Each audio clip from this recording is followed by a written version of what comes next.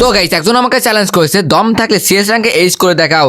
ঠিক আছে গাইস, এই চ্যালেঞ্জটা আমি এক্ষুনি কমপ্লিট করে দেখাইতেছি। আর আমি যদি চ্যালেঞ্জটা কমপ্লিট করতে পারি তাহলে অবশ্যই ভিডিওতে লাইক করে দিও। আর চ্যানেল যদি নতুন হয়ে থাকো চ্যানেলটা সাবস্ক্রাইব করে দিও। গেম প্লেটা সবাই আমরা ইন গেমে এনজয় করি।